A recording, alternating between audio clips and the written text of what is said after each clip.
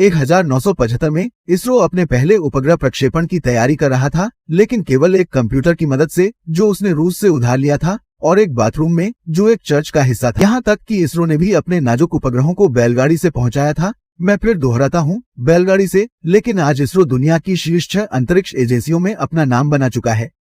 एक ही take off में इसरो ने 104 उपग्रह लॉन्च किए हैं। पहले ही प्रयास में मंगल ग्रह पर सफलतापूर्वक लैंडिंग का विश्व रिकॉर्ड बनाया है और इतना कुछ हासिल करने के बावजूद भी इसरो एक भी व्यक्ति को अंतरिक्ष में नहीं भेज सका है।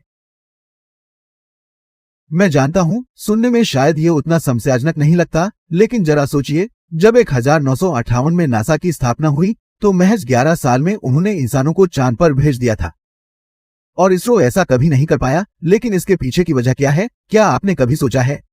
खैर, इसरो के सीमित बजट को धन्यवाद।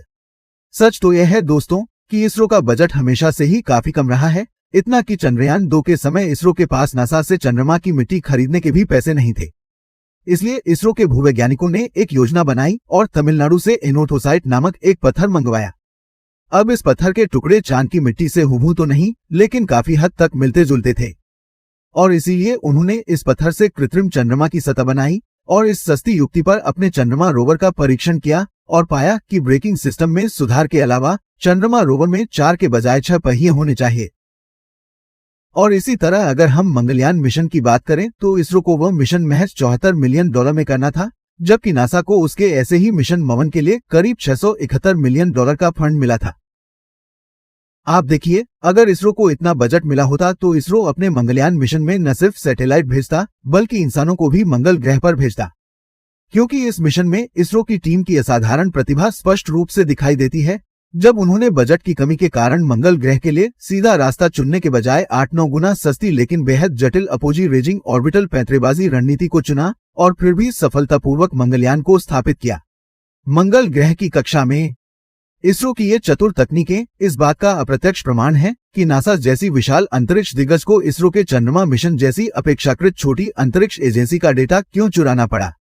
हाँ, तुमने यह सही सुना। चंद्रयान 1 मिशन के दौरान नासा ने क्या किया? देखिए, चंद्रयान 1 से जुड़ा ये हिस्सा नासा का मून मिनरोलॉजी मैपर M3 था और ये हिस्सा इसरो का इम्पैक्ट प्रोब था। दोनों मूल रूप से चंद्रमा की सतह को स्कैन करने और पानी का पता लगाने के लिए थे, लेकिन इम्पैक्ट प्रोब का एक फायदा था, ये चंद्रमा पर जाकर यह काम करने वाला था, जबकि M3 चंद्रयान से जुड़कर चंद्रमा के चारों ओर चक्कर लगाएगा और यह काम करेगा। अब जैसे ही इम्पैक्टर चंद्रमा की सतह पर उतरा तो उसे पानी के निशान मिले। जैसे ही उसे ये निशान मिले, इम्पैक्टर ने तुरंत इस डेटा को चंद्रयान और चंद्रयान को इसरो के बेस स्टेशन पर भेज दिया। लेकिन इस डेटा के साथ उसने इसरो को एक और एरर सिग्नल भी भेजा था, जिसमें एक सेंसर के खराब होने की जानकारी थी, ताकि वो इस बात की पुष्टि कर सके कि चांद पर सच में पानी है या नहीं, और इसीलिए उसने किसी को नहीं बताया। लेकिन नासा ने इसका पूरा फायदा उठाया और M3 का उपयोग करके चंद्रयान पर भेजे गए सभी डेटा को अपने सर्वर पर डाउनलोड कर लिया और अपनी बड़ी टीम की मदद से इसरो से पहले ही इसकी व्याख्या करवा ली और समाचार माध्यमों में यह प्रकाशित कर दिया कि उन्हें पानी मिल गया है चांद पर। अब यह पहली बार नहीं था जब नासा और अमेरिका इसरो को नियंत्रित करने की कोशिश कर रहे थे। आप यकीन नहीं करेंगे, लेकिन रूस और भारत के बीच क्रायोजेनिक इंजन का सौदा रद्द होने और इसरो के वैज्ञानिक नंबी नारायण को राष्ट्रविरोधी घोषित किए जाने के पीछे अमेरिका का हाथ बताया जा रहा है, क्योंकि 70 के दशक से ही अमेरिका इसरो के मिशनों की जासूसी करता रहा है और 90 के दशक में यह देखा गया कि भारी उपग्रहों को लॉन्च करने के लिए इसरो को तत्काल हेवी लिफ्ट रॉकेट की आवश्यकता थी।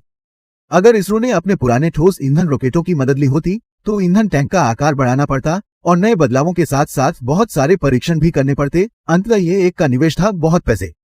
इसका एक ही समाधान था, शक्तिशाली क्रायोजेनिक इंजन, जिसे शुरू से बनाने में इसरो को काफी पैसा खर्च करना पड़ता। इसलिए इसरो ने सोचा कि चलो काम करते हैं, क्यों न इन इंजनों को सीधे अपने सहयोगी रूस से खरीदा जाए। और इसलिए इसरो ने KVD 1 इंजन के लिए रूस के साथ एक समझौते पर हस्ताक्षर किए। लेकिन तब अमेरिका ने रूस पर आरोप लगाया था कि वह missile technology control regime MTCR संधि को तोड़ रहा है, क्योंकि इसके तहत रूस भारत समेत किसी भी गैर पश्चिमी देश को अपने इंजन नहीं बेच सकता था। इस वजह से रूस को डील रद्द करनी पड़ी। लेकिन अमेरिका इसरो की क्षमता को अच्छी तरह से जानता था। वे जानते थे कि भले ही उन्हें रूस से इंजन न मिले, इसरो एक रास्ता खोज लेगा और अपना इंजन बना लेगा। तो 90 के दशक में इसरो अपना क्रायोजेनिक इंजन क्यों नहीं बना सका? तो देखिए, ये ग्राफ स्पष्ट रूप से दिखाता है कि 90 के दशक की शुरुआत में हमारी आर्थिक गिरावट के बावजूद 2000 के दशक की शुरुआत तक इसरो के बजट में काफी सुधार हुआ था। लेकिन क्योंकि इसरो का शुरुआती बजट बहुत कम था और अमेरिका भी मिसाइल टेक्नोलॉजी शेयरिंग का आरोप लगाकर यूएसएसआर और इसरो को तोड़ना चाहता था, इसीलिए भारत को अपने कई महत्वाकांक्षी मिशनों को बैकफुट पर रखना पड़ा। दरअसल इसरो ने अपने गगनयान मानवयुक्त mission, Mars lander mission, Venus orbiter mission और यहां तक कि अपने स्वयं के अंतर्राष्ट्रीय अंतरिक्ष स्टेशन की योजना कम से कम 2-3 दशक पहले ही बना ली थी। लेकिन फिर इन मिशनों के लिए जिन अतिरिक्त शक्तिशाली क्रायोजेनिक इंजनों की जरूरत थी, अमेरिका ने सीधे उस इंजन के अनुसंधान एवं विकास से जुड़े प्रोजेक्ट लीडर डॉ. नाबी नारायण को देश विरोधी घोटाले में फंसा दिया और उन पर इसरो के टॉप सीक्रेट्स पाकिस्तान को बेचने का आरोप लगा। अब जांच के बाद यह साबित हो गया है कि यह झूठ था, अफवाह थी। दरअसल बाद में जांच में पता चला कि यह अमेरिका द्वारा ही रची गई साजिश थी। लेकिन आप देखिए, नुकसान पहले ही हो चुका था। अपने महत्वपूर्ण वर्षों के दौरान जब वे मिशन पर ध्यान केंद्रित कर सकते थे और प्रौद्योगिकी विकसित कर सकते थे, वे इन सभी आरोपों में फंस गए थे। लेकिन उसके बाद दोबारा काम शुरू हुआ और आज हम कह सकते हैं कि आखिरकार इसरो के पास अपना क्रायोजेनिक इंजन है और यही मायने रखता है कि हमने हार नहीं मानी।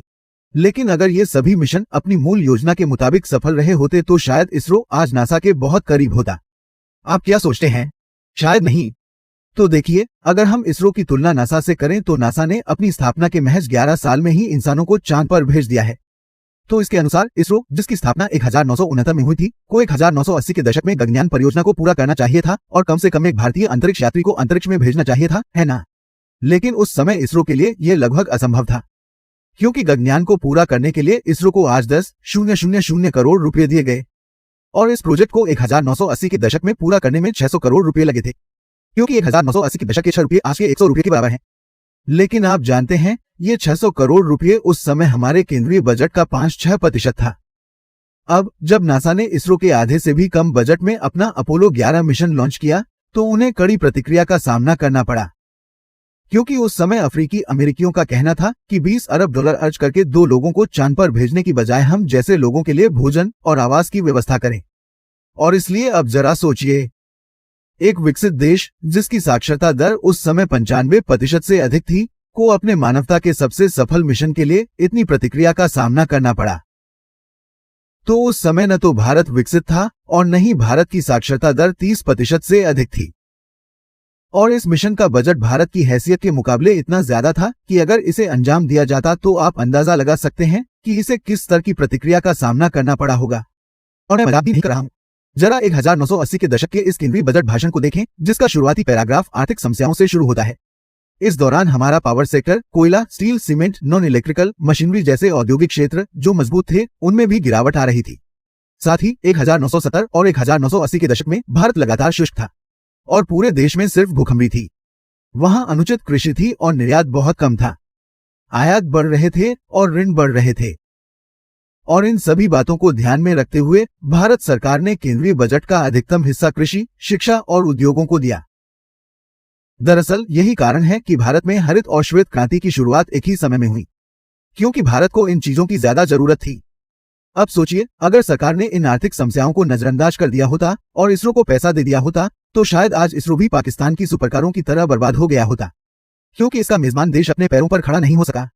1991 में भारत में एक बड़ा आर्थिक संकट शुरू हुआ, जिससे निकलने में हमें 10 से 15 साल लग गए। और इसीलिए अगर मुख्य समस्याओं को नजरअंदाज करके इसरो का बजट पूरी तरह से पारित कर दिया जाता तो शायद हम कभी भी इस संकट से बाहर नहीं निकल पाते और न ही इसरो भविष्य में प्रगति कर पाता। इसके अलावा अगर इतिहास पर नजर डालें तो नासा और इसरो की प्रेरक शक्ति शुरू से ही बिल्कुल विपरीत रही है। और इसीलिए अगर इसरो को बजट भी मिल जाता तो भी यह नासा जितना नहीं बढ़ पाता। नासा की प्रेरणा संयुक्त राज्य अमेरिका को एक सर्वांगीण महाशक्ति बनाना था, जिसे द्वितीय विश्व युद्ध के बाद बहुत तेजी से बढ़ावा मिला। दरअसल द्वितीय विश्व युद्ध तक यूएसएसआर और अमेरिका एक साथ थे, लेकिन उसके बाद दोनों के बीच राजनीतिक विचारधारा को लेकर विवाद हो गया। यूएसएसआर यूरोपीय देशों में साम्यवाद फैलाना चाहता था और संयुक्त राज्य अमेरिका को लगता था कि उसकी लोकतांत्रिक और पूंजीवादी विचारधारा दुनिया से हाथ से निकलती जा रही है। इसलिए दोनों ने यह साबित करना शुरू कर दिया कि उनकी राजनीतिक विचारधारा विकास के लिए कितनी उपयुक्त है। और इससे अमेरिका में नासा और रूस में रोसकोस्मोस का तकनीकी युद्ध शुरू हो गया, जिसे आप शीत युद्ध से बेहतर जानते होंगे। इसमें उनकी प्रेरणा यह थी कि जितनी अधिक उन्नत तकनीक बनाकर दुनिया के सामने पेश की जाएगी, दुनिया उसकी विचारधारा का अनुसरण करेगी, क्योंकि यह प्रगति का संकेत होगा। इसकी शुरुआत मिसाइलों से हुई, लेकिन यूएसएसआर इसे एक अलग स्तर पर ले गया। 1957 में इसने एक महीने के भीतर 2 उपग्रह स्पुतनिक 1 और स्पुतनिक 2 लॉन्च किए। इसे देखकर अमेरिका को रोका नहीं जा सका। अगले वर्ष 1958 में इसने नासा की स्थापना की और अपना पहला उपग्रह एक्सप्लोरर 1 लॉन्च किया। इसके जवाब में यूएसएसआर ने 1961 में अंतरिक्ष में जाने वाले पहले व्यक्ति यूरी गगारिन को अंतरिक्ष में भेजा। फिर इससे एक कदम आगे 1962 में अमेरिका ने अंतरिक्ष यात्री जॉन ग्लेन को बाहरी अंतरिक्ष में भेजा और एक नया रिकॉर्ड बनाया। फिर अमेरिका की बढ़ती प्रशंसा को रोकने के लिए यूएसएसआर ने वेलेंटिना टेरेश्कोवा को अंतरिक्ष में भेजा और अंतरिक्ष में पहली महिला का रिकॉर्ड बनाया। तो यहां आप देख सकते हैं लगातार मांसपेशियों में खिंचाव हो रहा है। लेकिन देखा जाए तो 1967 तक अमेरिका को इस दौड़ में कुछ खास हासिल नहीं हुआ था। लेकिन 1969 में अपोलो 11 के तहत नील आर्मस्ट्रांग और बज एल्ड्रिन को चंद्रमा पर भेजने वाला अमेरिका पहला देश बन गया। इस पूरी दौड़ में अंततः नासा की जीत हुई और तेजी से बढ़ने का मुख्य कारण अंधी प्रतिस्पर्धा थी, जबकि इसरो को ऐतिहासिक रूप से यह प्रतिस्पर्धी लाभ कभी नहीं मिला। इसलिए यह कहना कि अगर इसरो को बजट मिलता तो वह नासा से आगे होता, ये 100% निश्चितता के साथ नहीं कहा जा सकता, क्योंकि जैसा कि आप कहावत जानते हैं, आवश्यकता आविष्कार की जननी है, और उस समय अमेरिका और यूएसएसआर को दुनिया को साबित करने की बहुत जरूरत थी। दरअसल दोस्तों, अगर आप इसरो के संस्थापक विक्रम साराभाई की विचारधारा पर नजर डालें तो उनके अनुसार इसरो का उद्देश्य मानवता और भारतीय अर्थव्यवस्था की वास्तविक समस्याओं का समाधान करना है। मतलब अगर इसरो को उचित बजट मिला होता तो वे मिशनों पर पैसा बर्बाद करने के बजाय उन चीजों में निवेश करते जिससे सैटेलाइट इमेजिंग से हमारी कृषि आधारित अर्थव्यवस्था को मदद मिलती। और आज भी इसरो यही कर रहा है। भारतीय समुदाय को शिक्षित करने के लिए इसरो जल्द ही अंतरिक्ष पर्यटन भी शुरू करने जा रहा है। दोस्तों, आज के लिए अगर आपको ये वीडियो पसंद आया हो तो एक लाइक जरूर करें और घंटी अधिसूचना दबाएं ताकि आप हमारे आने वाले किसी भी वीडियो अपडेट को मिस न करें। हमेशा की तरह जिज्ञासु बने रहें, सीखते रहें और बढ़ते रहें।